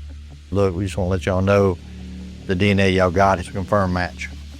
Derek Todd Lee's DNA matched the DNA found on all 5 victims, meaning the small group from Zachary, Louisiana, had unmasked the South Louisiana serial killer. This has been the most serious case, tough case that I've ever worked on. I mean, the stuff he did, where he dumped the bodies at in the bayous and waterways, I mean, he was smart. and just the stress and what this area went through, and the Baton Rouge area and the citizens of this state went through. Because, I mean, he was everywhere committing crimes. He just didn't know where he was going to show up next. And that was their next problem. Nearly 3 weeks had passed from the time they swabbed his DNA to when they got the results. So when police went to arrest Derek Todd Lee, his home appeared to be abandoned, and a foreclosure notice was stuck to the front door. I think the day we got his DNA, he took off. The man believed to have killed 5 women in South Louisiana over the course of 18 months had again slipped out of reach. That's when the Baton Rouge police chief went on TV. An arrest warrant has been issued for the arrest of Derek Todd Lee. He is to be considered armed and dangerous, and authorities should be notified immediately. That began a nationwide manhunt. I said, look, I'm going to tell you something. If he knows he's about to be caught, he's probably finna kill again. Y'all need to find him.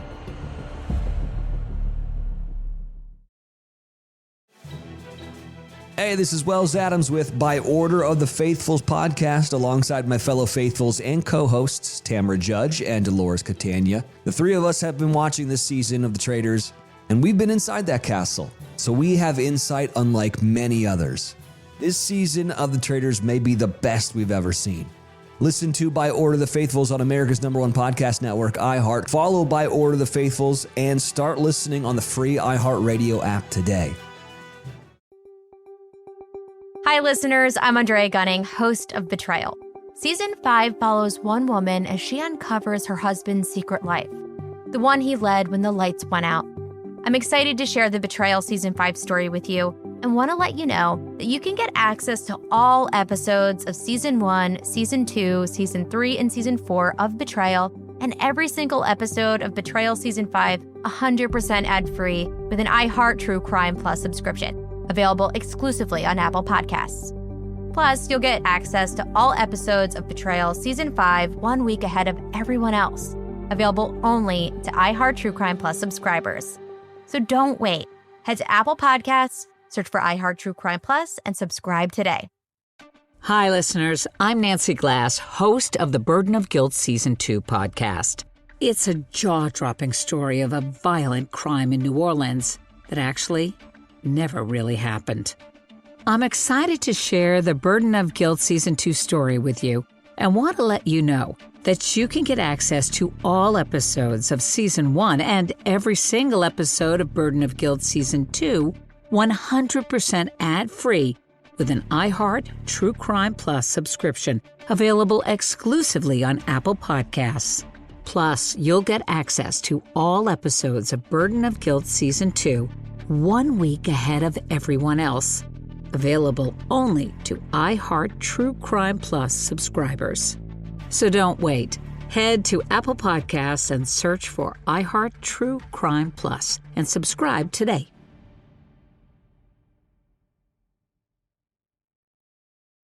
Hi, listeners. I'm Anna Sinfield, the host of the Girlfriend Spotlight, and I've got some great interviews coming your way. I'm also excited to tell you that you can now get access to all episodes of Season 1, 2, 3, and 4 of The Girlfriends, and every single episode of The Girlfriend Spotlight with an iHeart True Crime Plus subscription, available exclusively on Apple Podcasts. Plus, you'll get access to all episodes of The Girlfriend Spotlight 1 week ahead of everyone else, available only to iHeart True Crime Plus subscribers. So don't wait, head to Apple Podcasts, search for iHeart True Crime Plus, and subscribe today. Just 1 day into a nationwide manhunt for Derek Todd Lee, police arrested him without incident in Atlanta. And when his mugshot hit the news, all of South Louisiana couldn't believe it.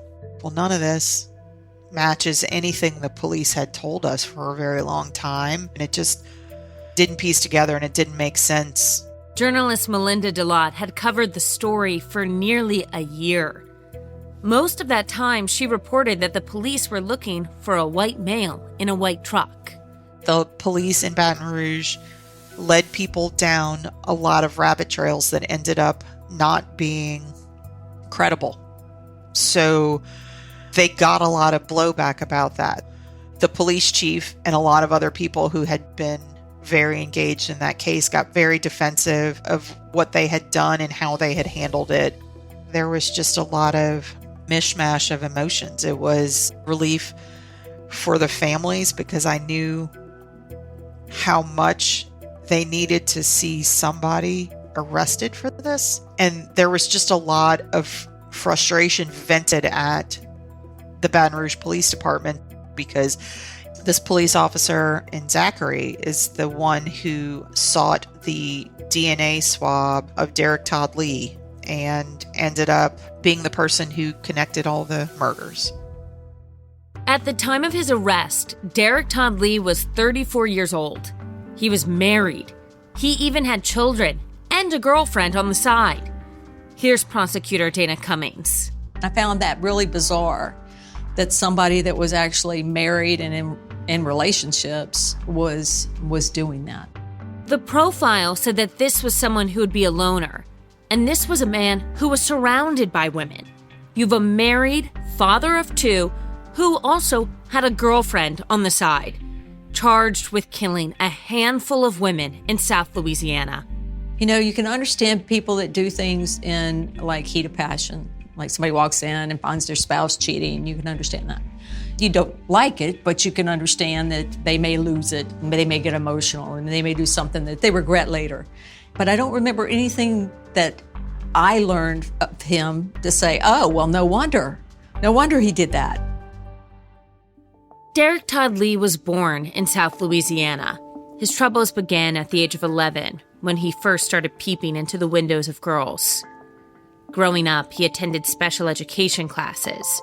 He later dropped out of school and married his high school sweetheart. A year later, she accused him of abusing her.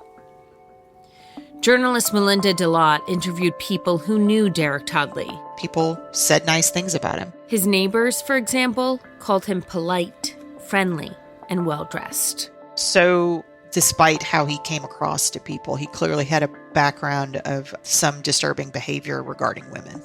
Because he had been arrested before for trespassing and peeking into houses and stalking as part of the peeping Tom kind of allegations. And then he was accused of beating up a woman, like some sort of fight in a bar. He was convicted and he was sentenced to jail for that one. You know, hindsight's always 20/20, but like obviously there was a trail of some arrest records that probably could have drawn some attention if they knew they were looking for a black man. By 2004, Derek Todd Lee's DNA connected him with the murders of two more people, another LSU grad student and a 28-year-old woman from Zachary. That was now 7 women that Lee was accused of killing. But prosecutors decided to only try the cases they believed had the best shot at winning. I'm John Sinkfield. I'm a prosecutor in Louisiana since 1971. I specialize in trying capital murder cases in East Baton Rouge Parish, and I had 3 people actually executed that I prosecuted. In the fall of 2004, Derek Todd Lee stood trial for the murder of Murray Pace. She was the 22-year-old LSU grad who was sexually assaulted and stabbed 81 times. John Sinkfield was the lead prosecutor. I give the analogy, it's like a gold miner. A gold miner's got to work where there's gold. A murder prosecutor's got to work where there are murders. And Baton Rouge was a good place for my career. In this case, the prosecutor was seeking capital punishment. And I had no problem asking these juries to return a death penalty against Derek Todd Lee based on the evidence that I thought proved beyond a reasonable doubt into a moral certainty that he had committed all these crimes. Throughout his trial, Derek Todd Lee sat quietly and appeared emotionless. He was represented by a team of public defenders. You may have heard bad things about public defenders, but not in this case. He had a top-notch team. In fact, neither the lead defense attorney nor the prosecutor had ever lost a capital case.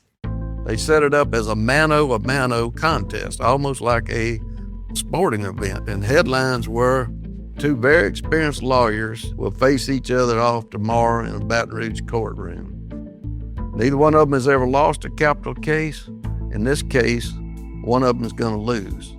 After weeks of jury selection and a short delay from a hurricane, the case involving the murder of Murray Pace began in October 2004.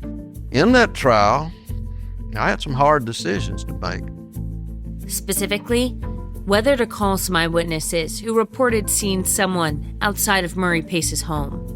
There's 3 or 4 witnesses that claimed to have seen Derek Todd Lee in that area around her condo in the days previous to the assault and murder.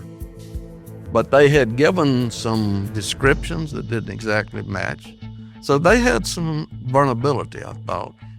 And then I made a decision one night during that trial not to use the eyewitnesses, to go just with the DNA. For the first few days of the trial, that's what the prosecution did. They called witness after witness to speak about the DNA evidence.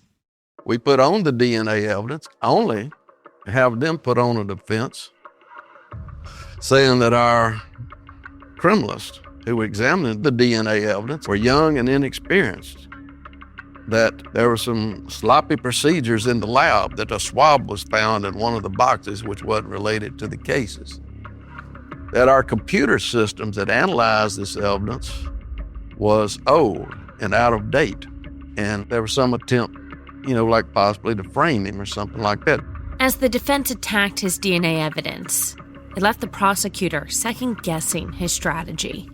I've eliminated 3 or 4 eyewitnesses, and I put on this powerful case of the DNA only to sit there and pray that my career wasn't going to go straight out the window, because I had never seen a DNA defense like that. And you're praying that the jury don't buy it.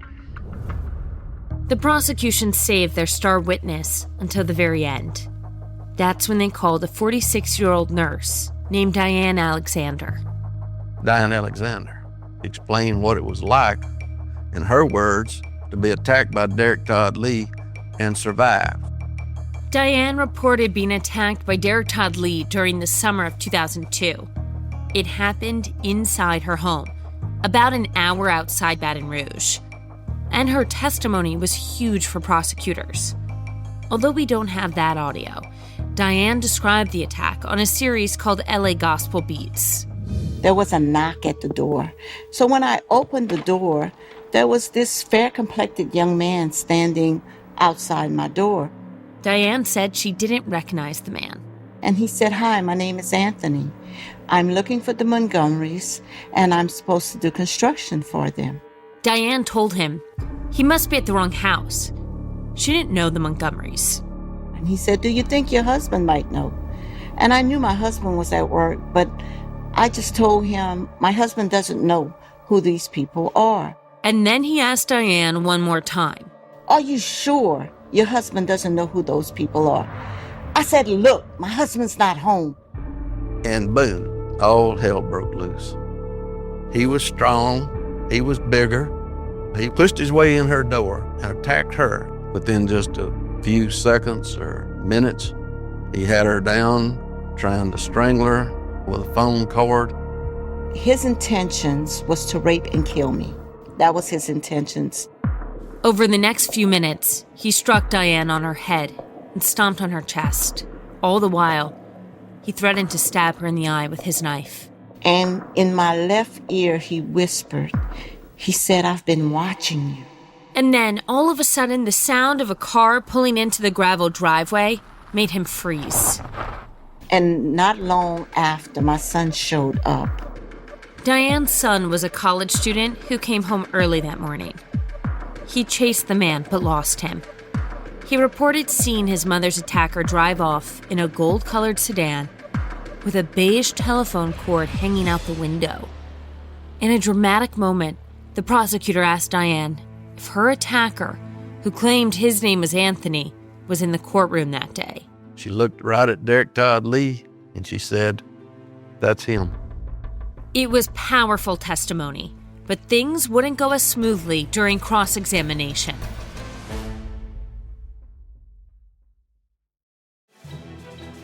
Hey, this is Wells Adams with By Order of the Faithfuls podcast alongside my fellow faithfuls and co-hosts, Tamara Judge and Dolores Catania. The three of us have been watching this season of The Traitors, and we've been inside that castle, so we have insight unlike many others.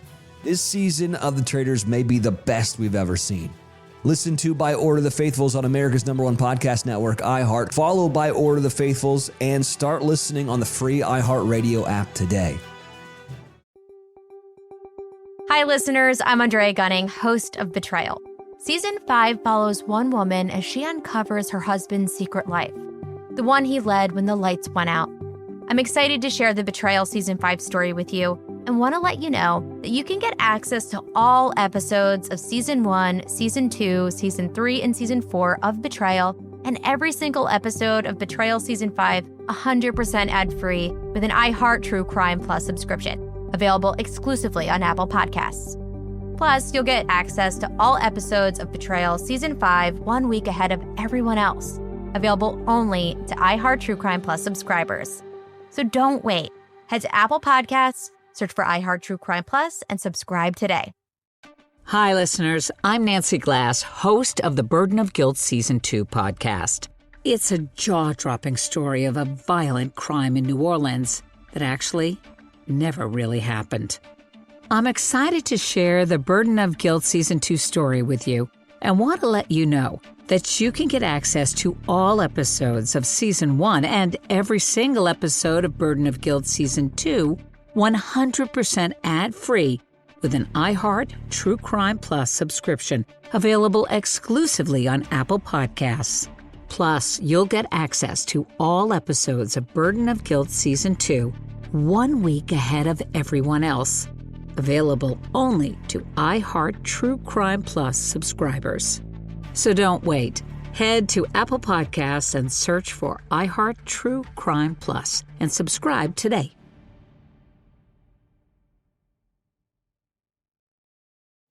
Hi, listeners. I'm Anna Sinfield, the host of the Girlfriend Spotlight, and I've got some great interviews coming your way. I'm also excited to tell you that you can now get access to all episodes of Season 1, 2, 3, and 4 of The Girlfriends, and every single episode of The Girlfriend Spotlight with an iHeart True Crime Plus subscription, available exclusively on Apple Podcasts. Plus, you'll get access to all episodes of The Girlfriend Spotlight 1 week ahead of everyone else, available only to iHeart True Crime Plus subscribers. So don't wait, head to Apple Podcasts, search for iHeart True Crime Plus, and subscribe today. Jurors heard several DNA experts describe how Derek Todd Lee's DNA was found on the victim, Murray Pace. As you can imagine, that testimony was complex. But when Diane Alexander took the stand, she provided something no other witness could do. She described how Derek Todd Lee was able to get inside her home. Here's prosecutor Dana Cummings. So he goes to the door and he's asking her questions and asking her, I'm looking for somebody. And she said he was very, very polite at first, well-spoken. I mean, that's the way he came across. And then when he said, well, ask your husband. And I think she said, he's not home or something to that effect. And that's when he just changed his personality, forced his way into the trailer and started attacking her, just viciously. Tried to rape her, but her son drove up. She had like a gravel driveway, and he drove up the driveway, and Derek Todd Lee got up and ran. And her testimony was very compelling because the science is great, but to hear somebody actually describe how he operated, and it just made sense in all the other cases. And Diane's testimony came with another key piece of evidence. He used a cord, a phone cord, to try to strangle her. And that phone cord, when he left, he grabbed it and took it with him. As a matter of fact, the son who came home described a cord hanging out of the vehicle. And that's important because 3 days later, he attacked Pam Kennemore. Diane Alexander was attacked on July 9th. Pam Kennemore was attacked and killed July 12th. Pam's body was later found in Whiskey Bay. They're looking out there at Whiskey Bay, and on a roadway, there is a cord. And sure enough, they were later able to match it to the cord that was back at Diane Alexander's house. So that was a nice little piece of evidence because, it was fine to have the DNA, and DNA is such incredible evidence, but it was also nice to have a little bit different piece of evidence that will corroborate that. During her time on the stand, Diane was calm and spoke matter-of-factly. Here's lead prosecutor John Sinkfield. After she testified, if I'd had any doubt about the DNA part or other parts of the evidence, to myself, I said, this case is over. But it wasn't. During cross-examination, Diane slipped up. She gave conflicting information about what Derek Todd Lee wore the morning he attacked her. The defense also questioned why Diane told medical personnel she couldn't remember any details about the attack. Diane explained that she was hospitalized for 5 days and was in and out of it. Things got so tense during cross-examination that Diane asked the defense lawyer, "Why are you trying to confuse me?" I was sitting up in my office saying, well, wonder what the opportunities like in Minnesota are, for a guy with my accent are, because if I lose this case, I may be out of here. During closing arguments, Prosecutor John Sinkfield reminded the jury of what he called the silent witness. Derek Todd Lee's DNA. When Derek Todd Lee pushed his way in her door and attacked her, he picked the wrong woman that day. Over and over and over again, she was stout. She fought back, and she scratched him. And when she scratched him, she got skin cells with DNA off of him. If you take the population of the earth and multiply it by 514,000 times, you wouldn't find another DNA match to Derek Todd Lee. He was one person out of 3.6 quadrillion. The defense never called any witnesses. They simply picked apart the prosecution's case, suggesting that there were errors collecting and processing that DNA. We put on 70 witnesses, 100 pieces of evidence, and 200 photographs in that trial.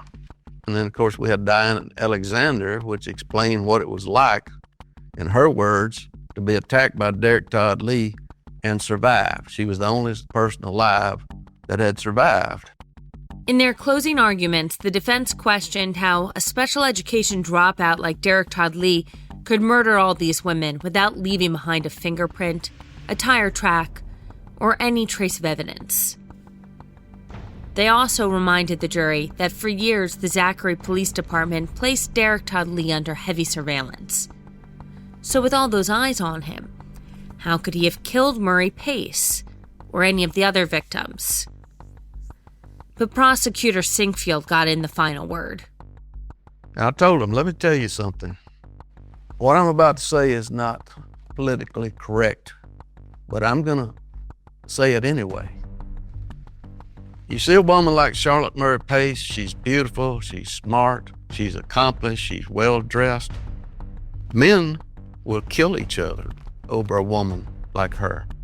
And some men will kill her just for a few minutes of sexual gratification with her, and that's what the evidence has shown that Derek Todd Lee did.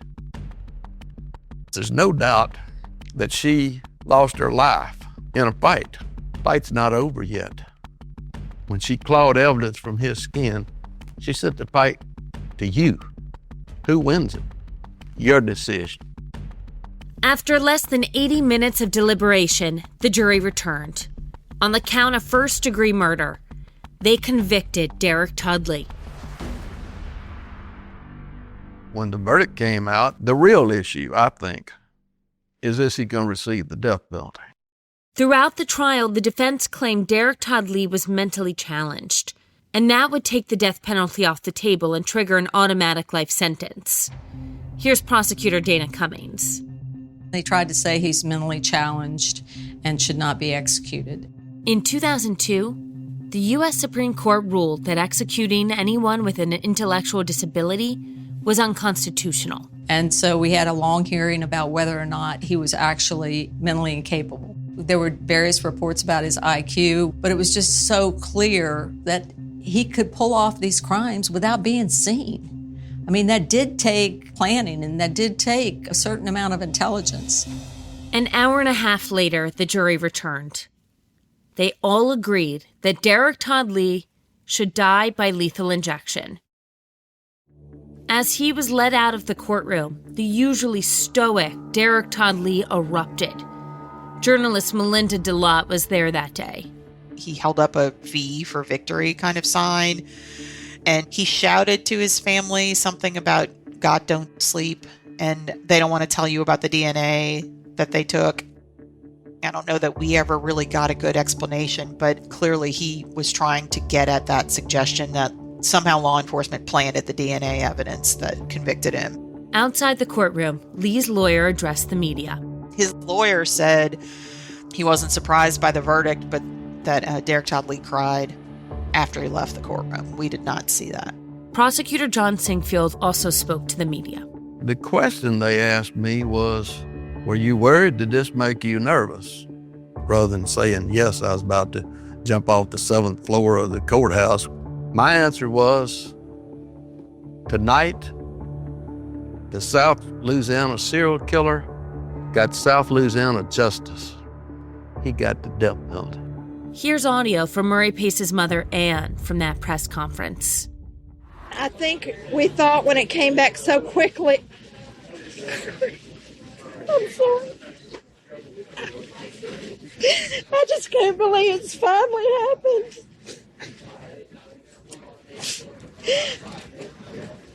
I'm overwhelmed. Throughout the trial, and even during the press conference, Ann was surrounded by the families of the other victims. In a separate trial, Derek Todd Lee was convicted of murdering LSU student Geraldine DeSoto. He was sentenced to life in prison. And just like during her daughter's trial, Ann was there to support Geraldine's family.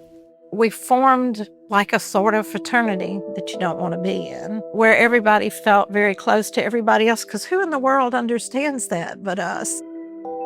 We called it the Casablanca question. Of all the gin joints in all the world, how did he pick my daughter and why?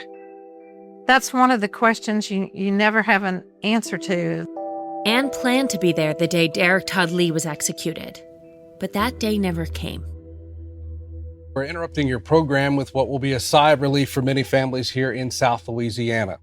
Serial killer Derek Todd Lee died at a hospital in Zachary this morning. He had been there since Saturday. Derek Todd Lee was 47 years old. He'd been on death row since that conviction a decade ago. In 2016, Derek Todd Lee died in prison. His cause of death was heart disease. And for Ann Pace, that news was bittersweet. All of it was truly like stepping off the edge of a cliff into an alternate universe in which you had no control whatsoever. She told a local newspaper, "The end of the fight feels like a loss. Feels like I'm armored for battle only to find you have no opponent." The years of legal wrangling over Derek Todd Lee's execution came to an abrupt ending. We had spent 11 years in court, which means every time your life gets a little bit normal, you're snatched back into the nightmare. With the nightmare over, Ann finally began the healing process. It was like literally falling off the edge of the world. And all of a sudden you came to live in a new world that was darker and hotter and had sharper edges. And that stays with you. You don't get to leave that world when it's over. Ann had Murray's remains cremated. The reason's just heartbreaking. She said it was the only way she could get rid of every molecule Derek Todd Lee left on her daughter. She sprinkled her daughter's ashes in London, Paris, and Egypt, places Murray always wanted to visit, but never got the chance.